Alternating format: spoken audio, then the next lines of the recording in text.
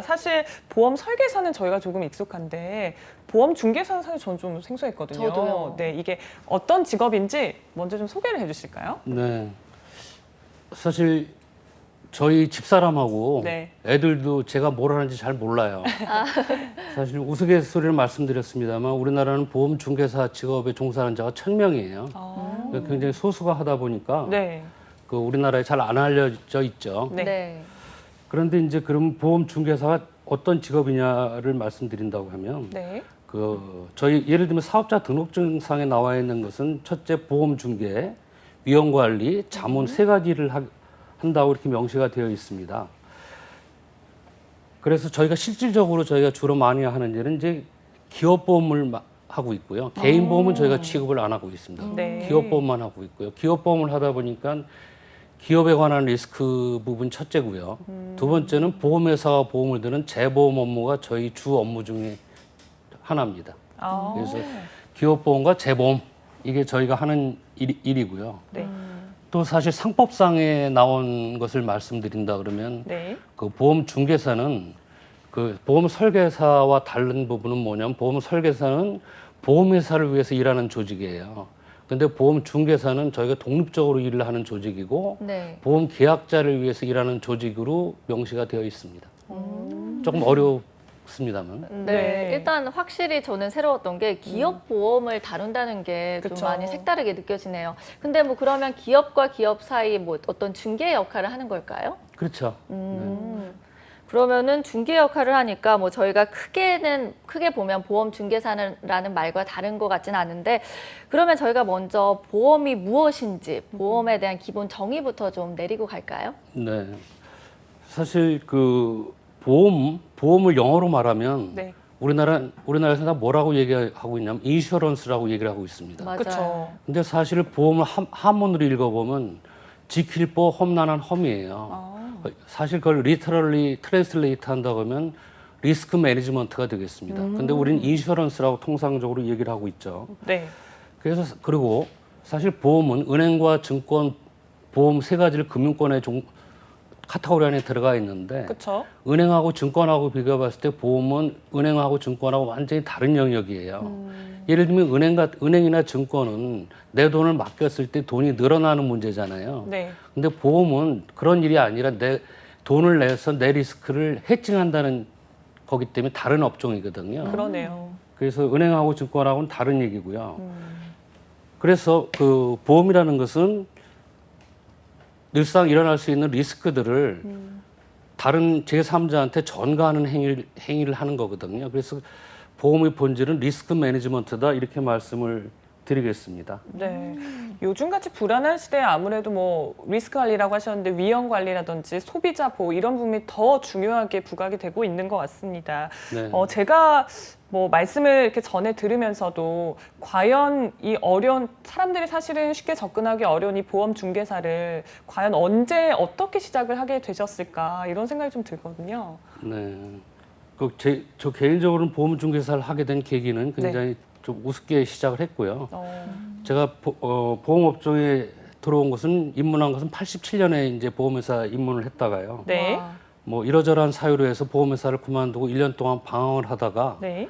그 영국 회사가 뭐 사람 뽑는다 그래서 우연히 가봤더니 거기가 보험 중개회사였었어요.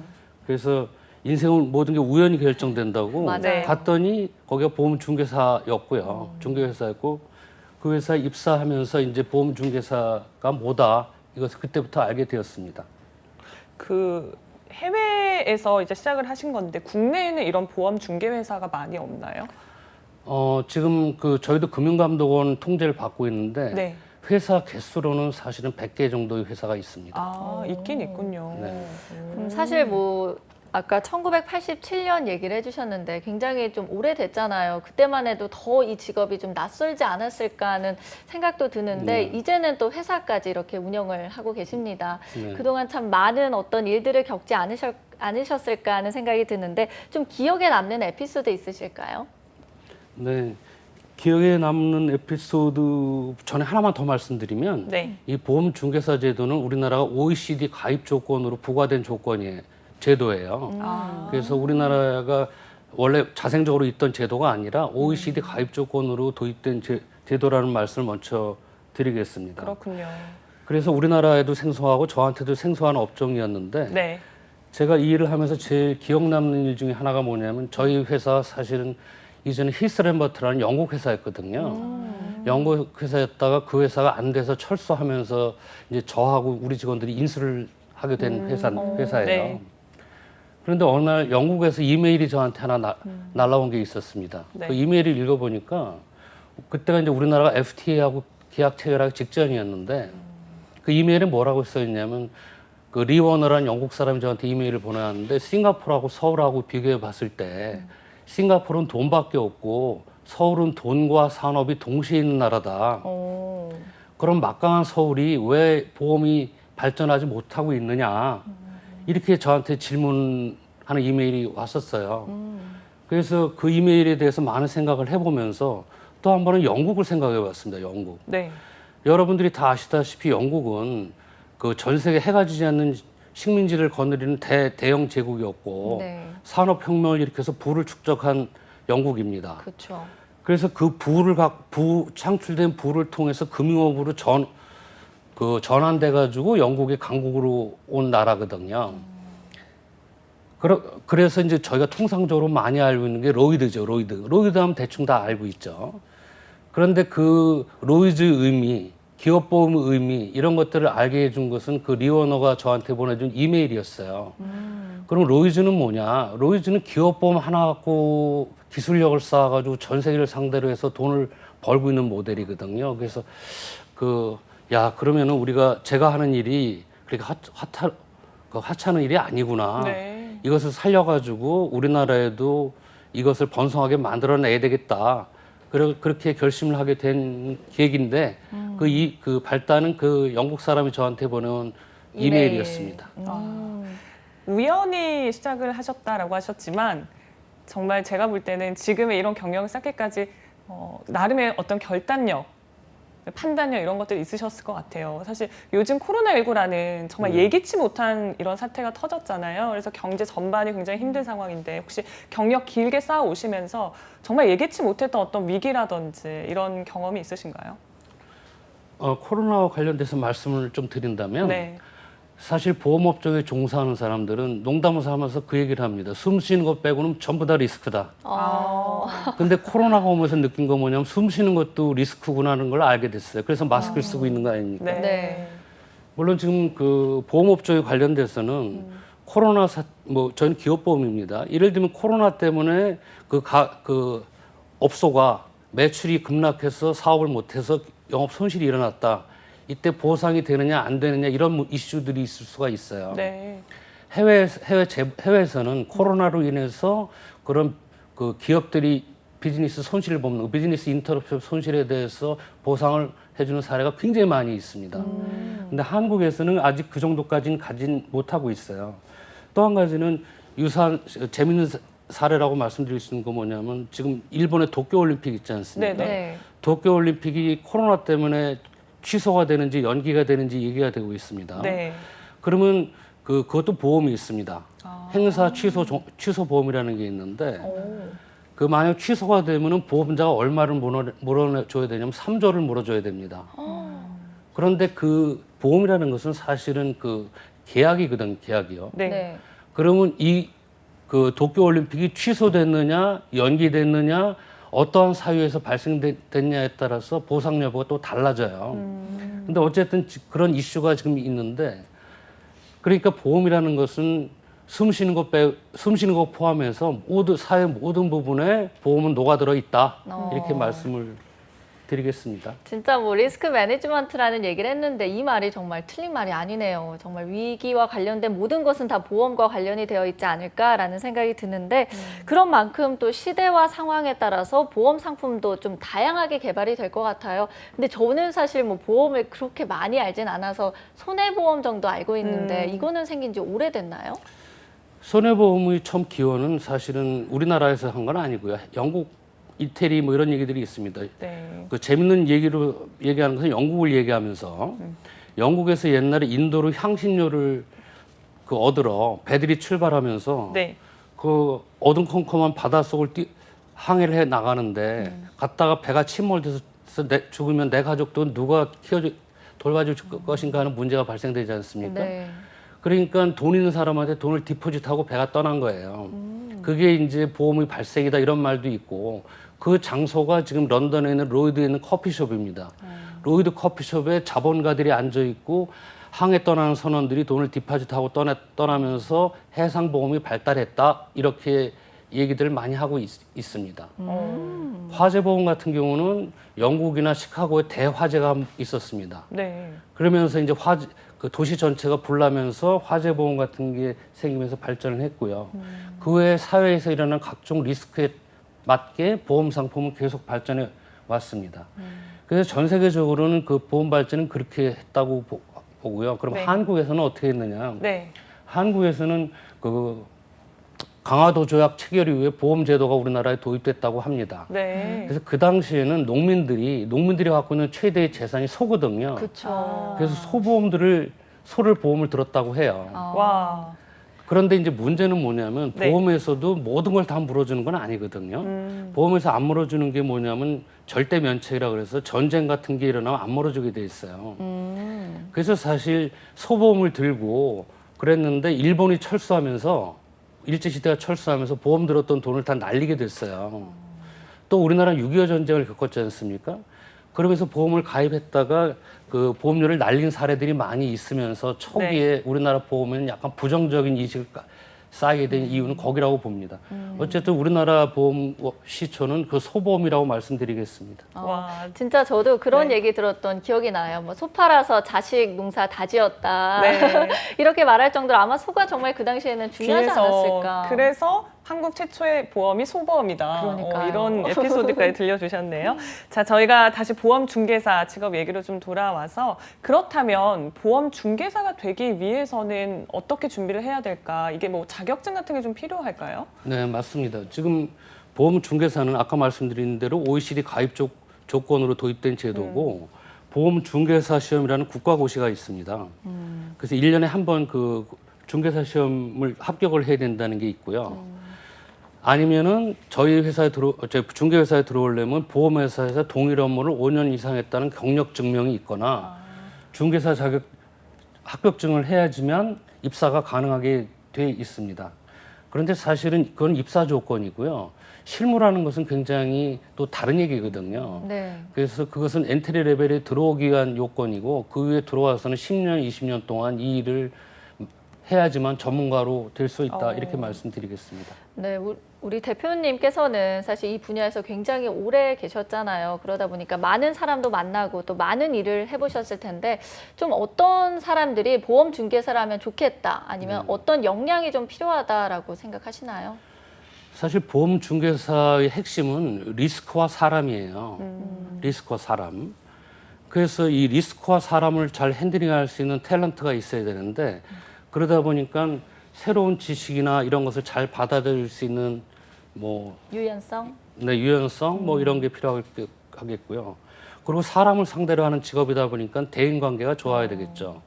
또 한 가지는 저희가 이제 재보험이 많고 해외 컨퍼런스가 많고 해외 출장이 많다 보니까 영어가 또 중요시되는 업종입니다. 네.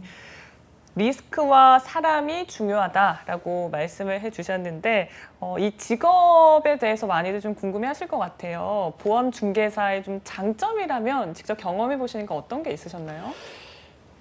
보험 중개사의 장점은 네. 내가 갖고 있는 지식과 정보를 통해서 돈을 만들어내는 업종입니다. 그러다 보니 일 잘하는 사람에 대한 성과 보수가 있고요. 그렇죠. 또 저희도 큰 카테고리 상에서는 금융업종에 들어가 있다 보니 금융업종이 안정적인 보수를 주고 있는 장점이 있죠. 네. 아무래도 또 뭐 제가 봤을 때 보험 중개사는 요즘 또 100세 시대 이렇게 말을 많이 하잖아요. 그러다 보니까 뭐 중년 분들도 좀 많이 관심을 갖지 않을까 싶은데 이분들에게는 좀 어떤 조언을 해줄 수 있을까요? 사실 중개사 진입 장벽이라고 얘기하기는 좀 그런데 나이 드신 분들이 오시기에는 상당히 쉽지가 않아요.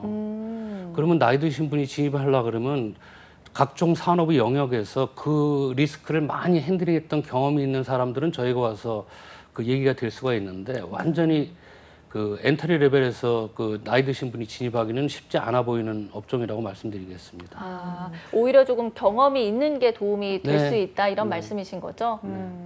아무래도 뭐 금융권에 포함된다고도 말씀을 하셨는데 이 성과에 대해서도 좀 많은 분들이 궁금해하실 것 같아요. 맞습니다. 그래서 저희 회사 같은 경우는 연봉 플러스 인센티브 제도로 돼 있고요. 그 인센티브는 한 1년에 3번 저희가 지급이 되고 있습니다. 와, 뭐 이런 부분에 대해서는 좀 성취도가 클 것 같다는 생각도 드네요. 아니 저희가 뭐 일 잘해서 돈 많이 받는 건 좋은 일 아니겠어요? 너무 좋죠. 제가 근데 얘기 네. 들어보니까 좀 궁금한 게 그러면 그 현장에 있는 직원분들은 이 기업에서 어떤 게 가장 좋다고들 말을 하던가요? 이 중개사 회사에 네, 네. 대해서요. 네. 뭐 돈이겠죠, 뭐 돈. 돈과 인센티브. 안정성. 돈. 네, 그리고 또 해외에도 많이 나가다 보면 그런 경험들도 쌓을 수 있겠다는 생각이 드는데 그만큼 좀 전문성이 필요한 직업이 아닌가라는 생각이 듭니다. 더불어서 4차 산업혁명이라든지 포스트 코로나 시대 이런 얘기 많이 하잖아요. 그만큼 사회가 계속해서 변하고 있는데 이에 따라서 보험 중개사의 역할은 좀 앞으로 어떻게 변할 거로 보세요? 저는 뭐라고 말씀드리고 싶냐면 네. 저희 업종의 특성을 대비해서 말씀드린다 그러면 네. 유통을 지배하는 자가 세상을 지배한다 저렇게 말씀드리고 싶습니다. 저희는 큰 카테고리상에서는 유통업이고요. 또 다시 한번 눈을 돌려서 전 세계를 보시면 야후니 구글이니 우리나라 같은 경우 네이버, 카카오 다 미들맨들입니다. 미들맨들이 돈을 벌고 있거든요. 그 미들맨들은 이 사회에서 어떤 밸류를 만들어내느냐에 따라서 그 직업은 올라가게 돼 있어요. 저희도 마찬가지로 저희는 리스크를 매개체로 하지만 리스크를 매개로 하는 유통업이거든요. 그렇기 때문에 저희는 상당히 그 성장 가능성이 높다. 네. 저는 이렇게 말씀드리고 싶고 꽃으로 말하면은 저희는 꽃봉우리예요. 만개한 꽃이 떨어지기를 기다리는 만개한 꽃이 아니라 피어나갈 꽃봉우리입니다. 굉장히 가능성 있는 업이다. 저는 제 일을 하는 것에 너무 자랑스럽습니다. 비유가 너무 아름다운 것 같아요. 꽃봉오리 같은 직업이다라는 말씀해 주셨는데 지금 미들맨 그러니까 중개자 역할을 하는 것이 바로 보험 중개사다라고 말씀을 해주신 것 같아요.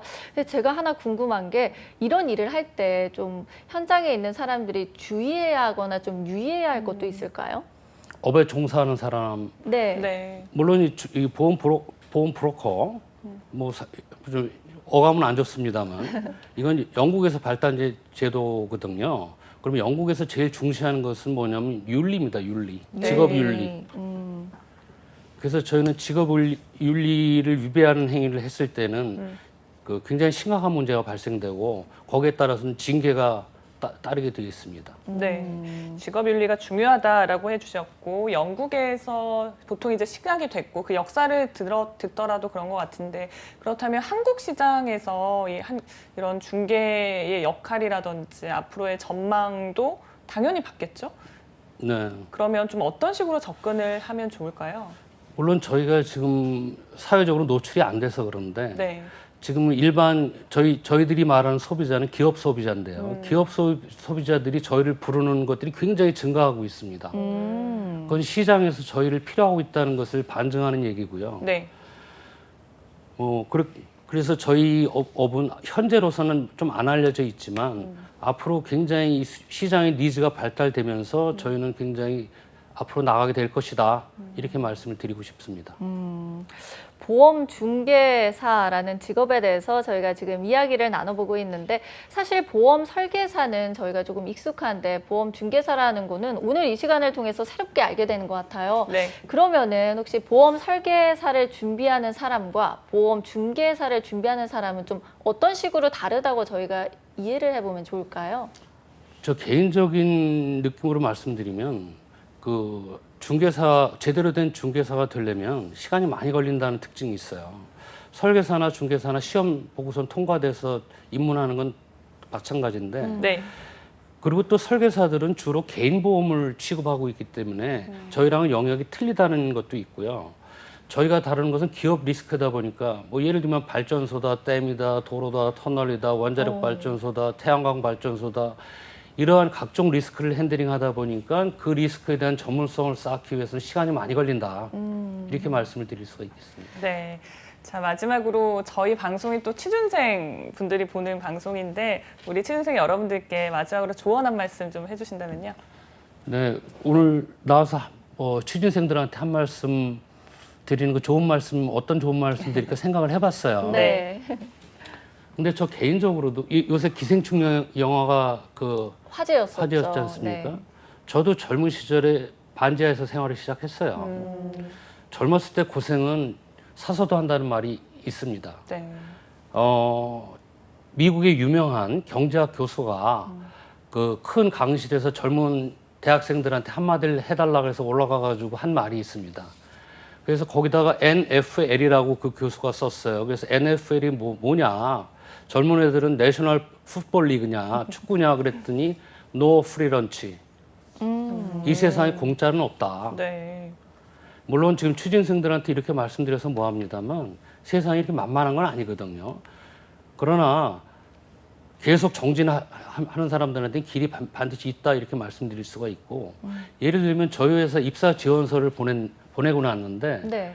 보내고 난 다음에 아무런 답이 없는 지원자랑 전화 와서 저는 어떠한 능력이 있는데 난 할 열정이 있는데 전화하는 사람하고 완전히 다르거든요. 그냥 이력서나 쭉 보내놓고 답을 기다리는 사람과 이 일을 해보겠다고 도전하는 사람이 같을 수는 없다. 네. 그래서 계속해서 노력하다 정진을. 보면 좋은 때가 다 오겠죠. 네.